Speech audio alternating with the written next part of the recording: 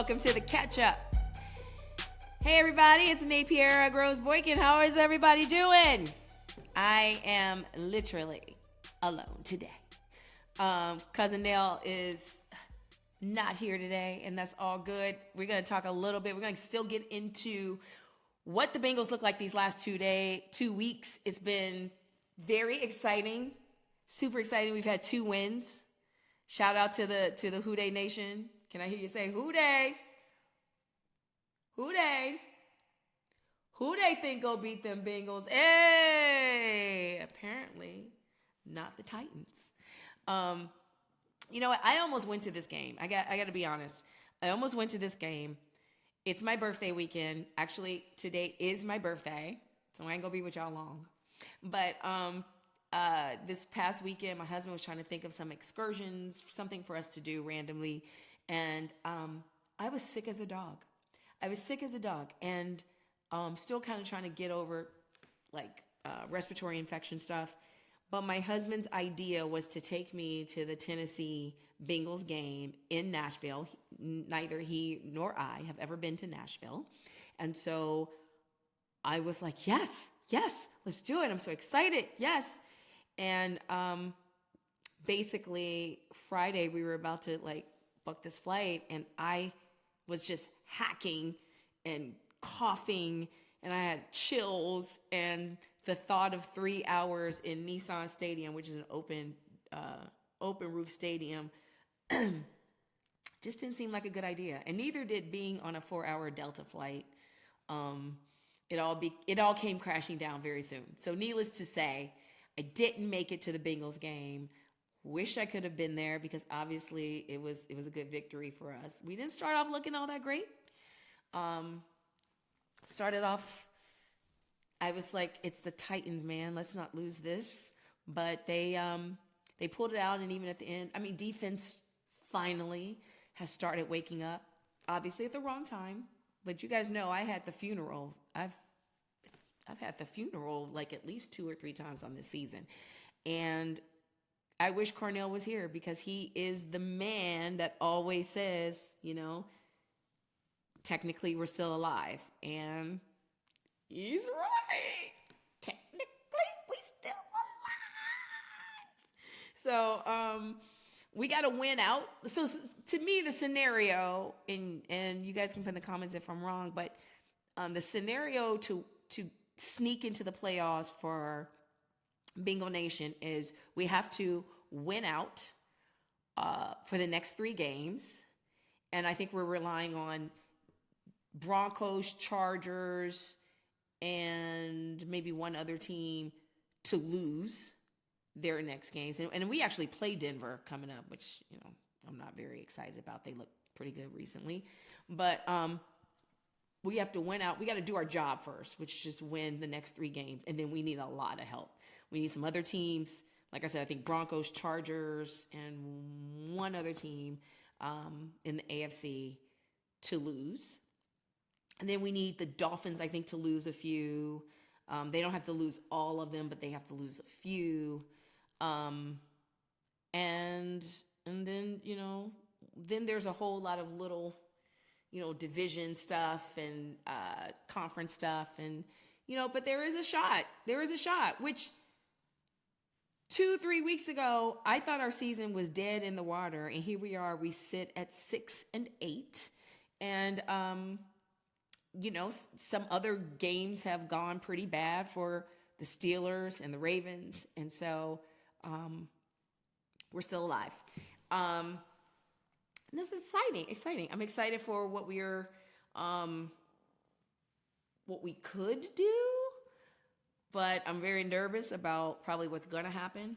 And then, we have to sooner or later start looking at the offseason and who's going to take responsibility and accountability.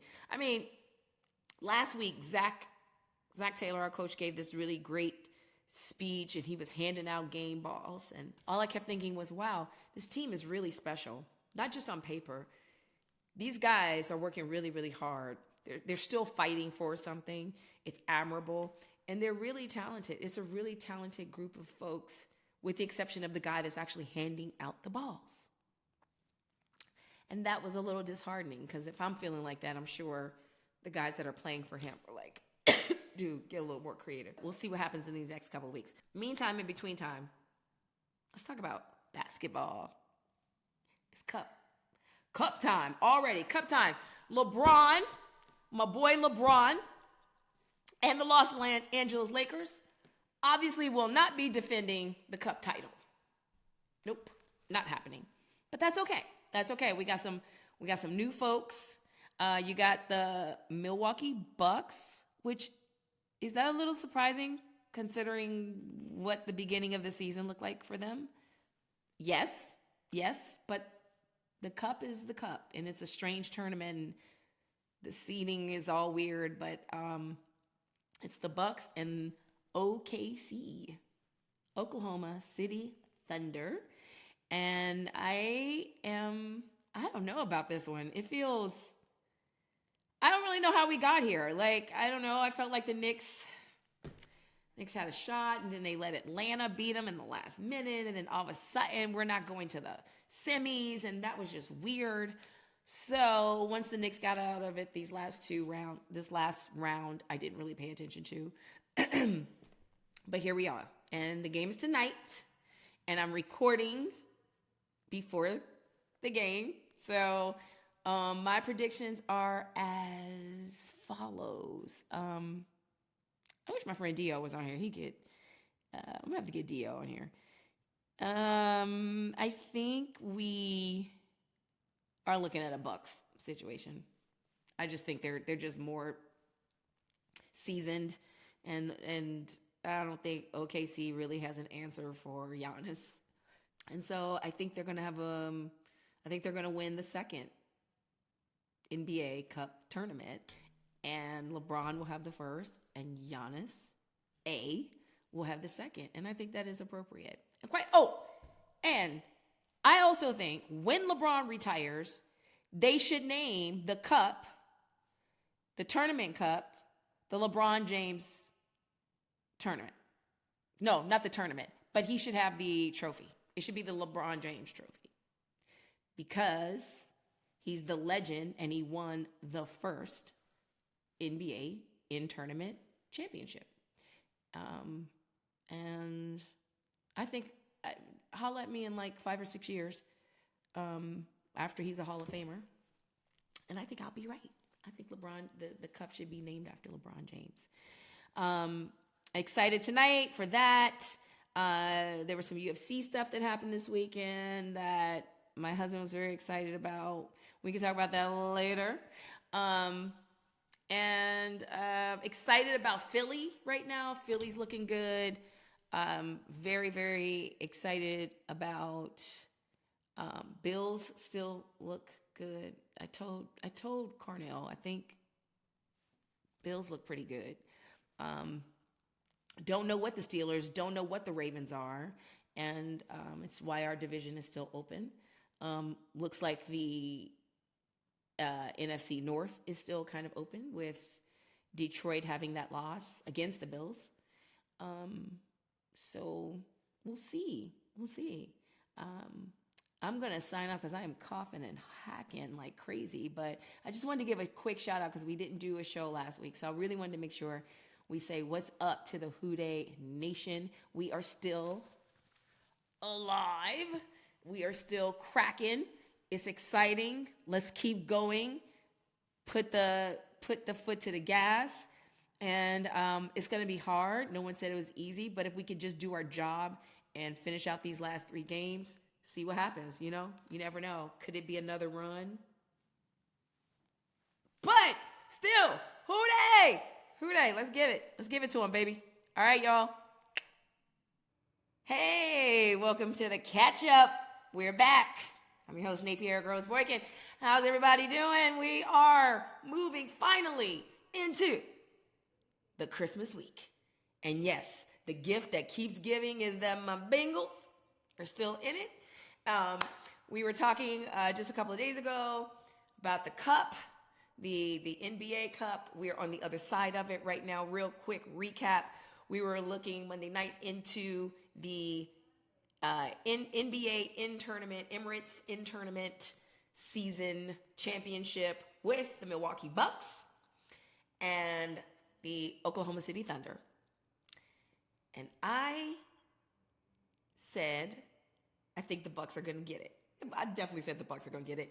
And your girl be knowing. The Bucks got it. Yeah.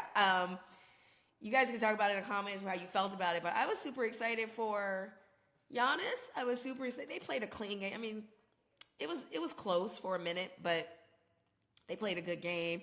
And, you know, Shai Gilgeous-Alexander is going to be a problem. Let's just put it out there. OKC, they got one. And that dude is going to be a problem. And it's going to be super exciting watching them even throughout the rest of this season grow. And they're number one in the West. I don't think that really means much right now, anytime before All-Star with basketball. But I do think as the season goes on, it's going to be exciting watching them in the playoffs this year, assuming that they make it. And as much crap as people have been talking about Milwaukee, they look good. They look good.